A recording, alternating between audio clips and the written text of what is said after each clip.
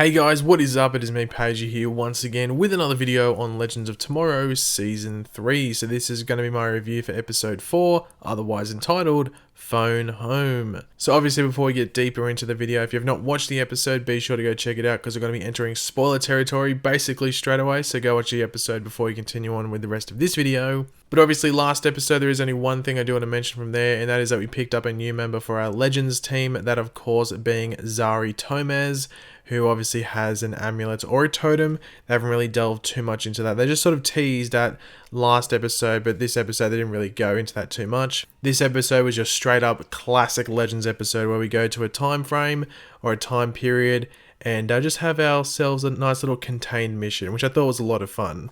Now they basically start off this episode by saying like, hey guys, here's a little connection between this episode and the crossover from last year, when we get that agent from the crossover who had like the older version in present day, and then in the flashbacks and stuff we had his younger version. It took me like 2 seconds to realize because he had longer hair and stuff like that. But he's actually with another agent who kills young Raymond Palmer, who we had met at the end of last episode. So I was like, holy crap, like the government just really doesn't care too much. Like they straight up just shot young Ray. So obviously due to this, we have to go back there. The Legend's like, well, we've got to fix this. So we go back to the 1980s, which is always a fun little time period to go back to. And it's pretty fitting that we go back there this week because Stranger Things just came out.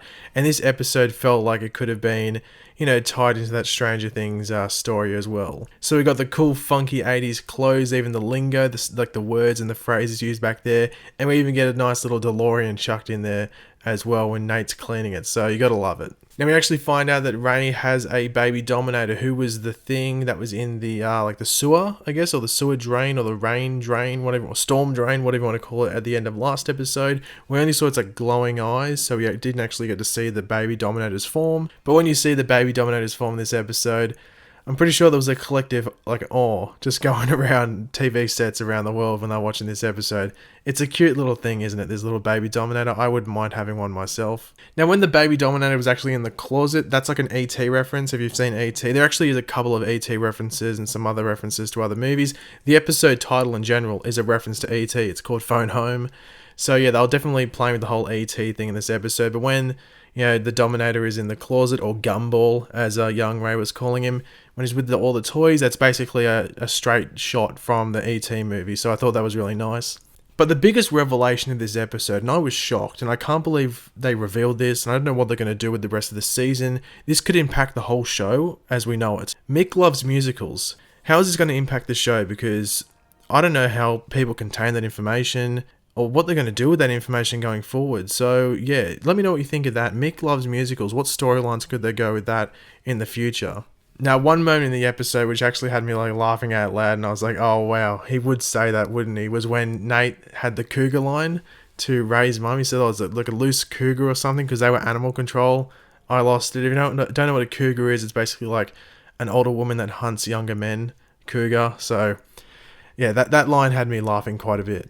But obviously, because we had the baby Dominator back here in the 1980s, there must be a mother, shouldn't there? And of course there is. We have the mummy Dominator back in the 1980s, and unfortunately Sarah is the one that, you know, comes face to face to it pretty early. And I think it looks better than the crossover last year, because I think one of the complaints about the crossover last year was maybe the CGI for the Dominators, and I think in this episode it looked a bit better. That might have been because they're only dealing with the one. They weren't dealing with like a massive group of them. But I thought it looked pretty decent in regards to the CGI.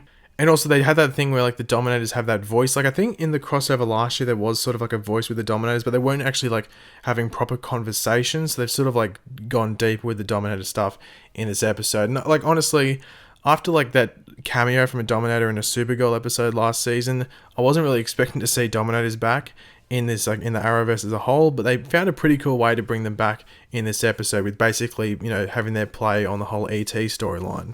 Now Martin Stein in this episode looked a bit sus. There was something weird going on with him. We find out he's actually working on something behind the team by not telling them, but he's working on basically a device that he can talk to his daughter through time, if that makes sense. Well, obviously the show made sense of it. So he's using it to communicate with Lily, and that's because Lily we know that she's pregnant. We found out in the opening episode that she was pregnant. She's getting closer to that date, and that date is, well, in present day right now. So does that mean Lily's baby was born on Halloween? I don't know. We'll have to wait and see.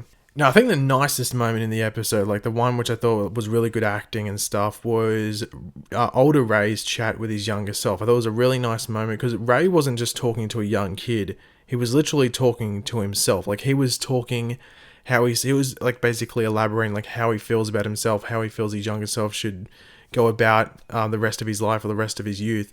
I thought it was a nice moment, but also like an emotional moment because you could almost feel like Ray was saying what he doesn't like about himself to his younger self. Like, oh, I hated the fact that I was doing this. Don't do it now. So that was actually, yeah, emotional, but also a nice moment for Ray to have that, like that chat with his younger self. And other moments in the episode where Ray was, being that fatherly figure to his younger self. So it was a nice moment. Now, Nate had a couple of killer moments in this episode. He unlocked an achievement by kissing a Dominator. Not many people get to do that and live, at least, and live. So, yeah, good work, Nate. Another classic ET reference, and I'm pretty sure 99.999% of you guys picked it out of the episode, would have been when Zari, young Ray, and older Ray flew in front of the moon ET style. Well, particularly Zari and younger Ray, when she uses a totem to or amulet to, make wind so they can actually fly in front of the moon. Obvious ET reference and just awesome. Now, the most emotional part of the episode, 100%. I'm not afraid to admit this. I was legitimately tearing up, about to cry watching this. And I had to watch this scene about 2 or 3 times because I had to get stuff to put into this video. Every single time I got teary-eyed, and that's when young Ray actually has to hand over Gumball, the baby Dominator, back to the Dominator mother. Very reminiscent of E.T., the closing scenes of E.T. when E.T., has to go home after phoning home. And yeah, had me teary-eyed. I don't know if everyone else was like that, but it was a very sad moment. Because even when I watch E.T., if I ever watch E.T., that ending always has me teary-eyed, and this episode had the exact same effect on me. So good work, the writers and the showrunners for Legends. Now, one thing a lot of people might have actually skipped over and missed out on, I didn't see a lot of people talking about it. I don't know if I heard it wrong, but Martin Stein actually named his grandson Ronnie. So Ronnie is technically alive again. Not really, but obviously we have baby Ronnie, which is obviously nice by Martin Stein to name his... Well, no, he didn't name it, obviously. I'm assuming he didn't. But for the grandson to be named Ronnie, it's a nice, you'd think, nod to Ronnie Raymond, even though Lily and her partner might not have had that in mind. But you would hope they, would have. Now, I did love when the Legends went trick-or-treating. It was just nice for them to protect younger Ray and just say, hey, younger Ray's friends with all these heroes and stuff like that, and it made, because that's how kids are. Kids will just see who you're hanging out with, and that's how they determine whether you're cool or not. So now Ray must be the coolest kid in the neighborhood because who he went trick-or-treating with. And I like that he was dressed as the Atom. I thought that was just awesome because, throughout this episode there was he saw the Atom fighting and protecting him and stuff. He had the little Atom action figure, which was actually Ray. So yeah, it was pretty cool that he did go trick-or-treating as the Atom. Now, they actually did have an Easter egg essentially here to Zari from the comics, or Isis. That's her character's name in the comics, and she was wearing the suit, the costume that she wears in the comics. So I thought that was nice.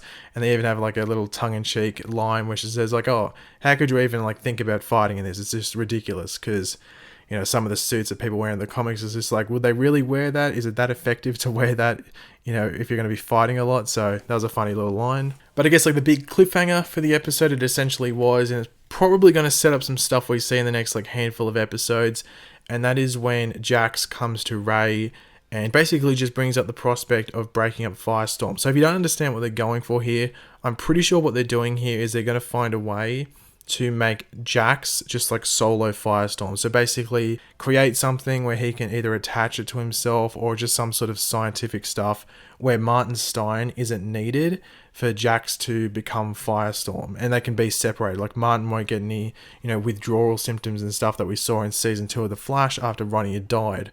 So that's what they're going to do. If you didn't know, Victor Garber has signed he's booked for some Broadway stuff. So he's off Legends. He's going to be leaving Legends. Obviously, he could come back in the Arrowverse and just cameo roles and or cameo 1 episode or 2 episode things.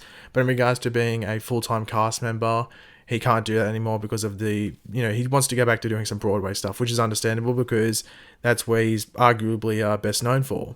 So I don't think it's going to be figured out next episode, oh, this is how it's going to happen and stuff. I think it might take a couple of episodes for that to actually happen. But yeah, it's going to be interesting to see how they figure it out. I'm assuming it might be how they had in season 1 of The Flash, they had the quantum splicer.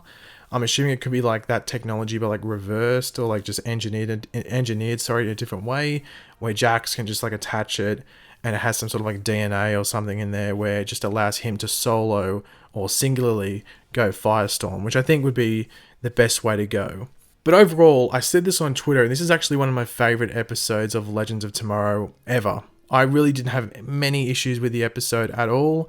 I thought the baby Dominator was cool, being in the 80s, awesome. Halloween episode, awesome. Stranger Things came out earlier this week, and this sort of fits into that sort of tone and setting of the show. So it was just awesome, and also the ties to the crossover and stuff. I thought it was great. I can't actually think of a negative for the episode at all. I thought it was just a lot of fun, and I'll rewatch the episode happily might I say, and enjoy it once again. But thanks for watching, guys. If you did enjoy the video, it'd be awesome if you could drop a like. Let me know in the comment section down below what was your favorite part of the episode, and just any other opinions you had on the episode. Just leave them in the comment section down below. And of course, if you are new to the channel, make sure to subscribe. I'll catch you later, guys. Goodbye.